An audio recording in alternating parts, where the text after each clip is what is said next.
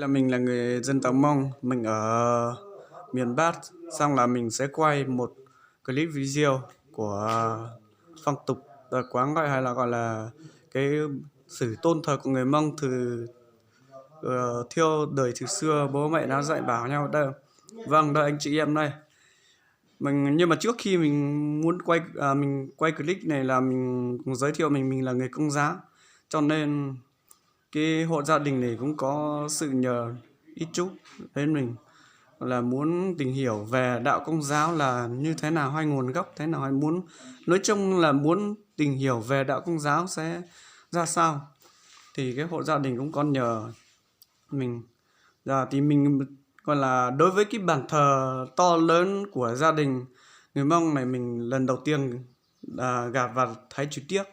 Mỗi khi thì mình cũng chỉ gọi là tìm hiểu phong tục tập quán, mình chỉ nghe kể chuyện trong sách kể chuyện hay là những ông bà kể lại, hay xem trong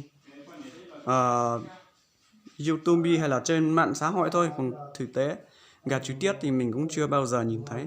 Lần này lần đầu tiên mình nhìn thấy.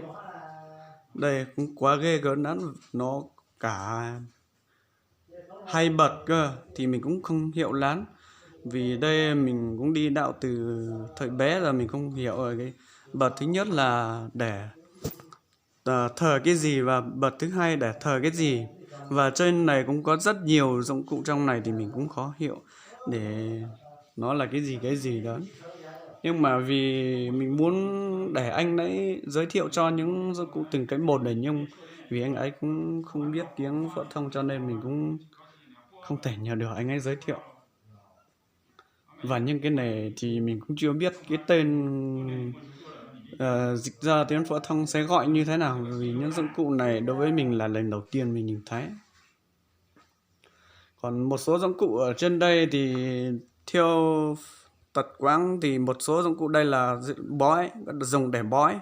Ví dụ đau ốm hay gia đình gặp những khó khăn nghệ trợ gì thì họ có thể dùng để bói xem là nó tại cái gì. Một số lý do chẳng hạn như gọi là mình theo phong tục tập quán của người dân tộc thiểu số đấy, nó có thể sạch lệch về những cái vị trí, ví dụ như trang trí sắp xếp bàn thờ hay về gia đình vướng mắc một số chuyện nào đó thì họ dùng những cái này để bói xem, hay bị bệnh tật đau ốm chữa lâu ngày, chữa nhiều thuốc nhiều thầy chẳng khỏi thì họ cũng có thể bói để xem sẽ chữa bằng cái gì.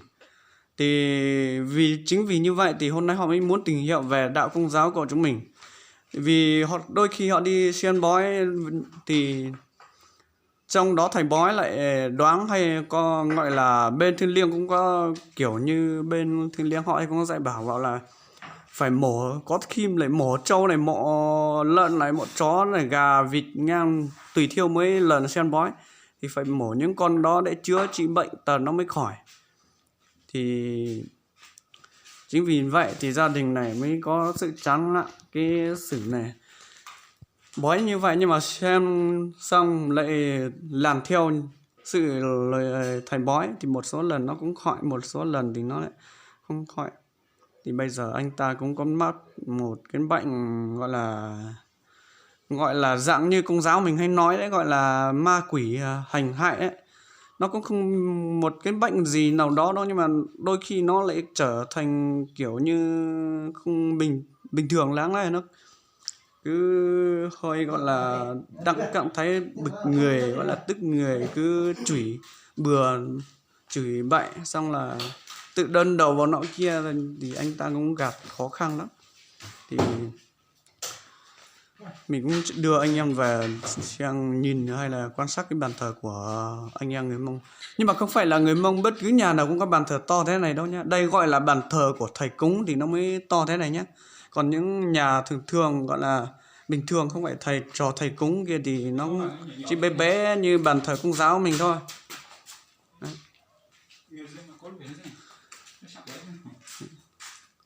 Còn đây là trụ nhà nhá, trụ nhà đang làm việc trong nhà rất bận rộn vì hôm nay vợ con đi làm hết rồi.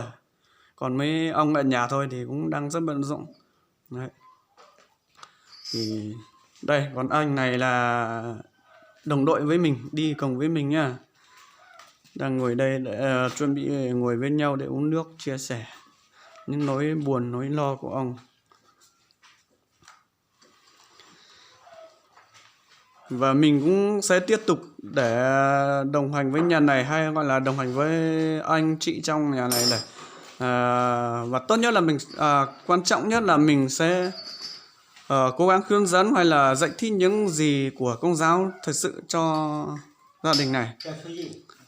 Nếu mà ai thấy có ích thì hãy gọi là theo dõi video của mình để xem sau này tình hình của nhà này sẽ ra sao nhá.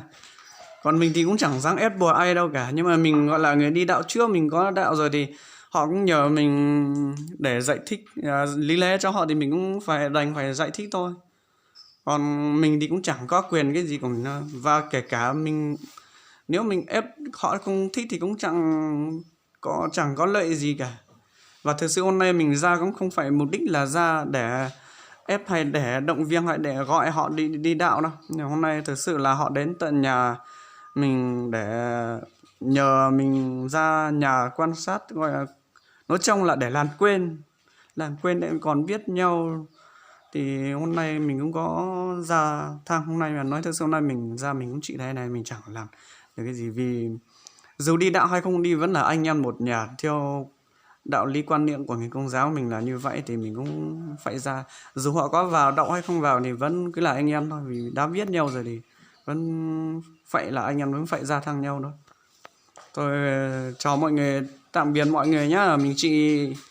Clip của mình chỉ đưa anh em quan sát cái bàn thờ của người Mông, hay nói là phong tục của người Mông vậy thôi. Mình mong sau này anh chị em sẽ theo dõi lại video sau thì mình sẽ quay lại cho anh em xem nào, và để sau này tình hình thế nào thì mình mới quay lại cho anh em nha.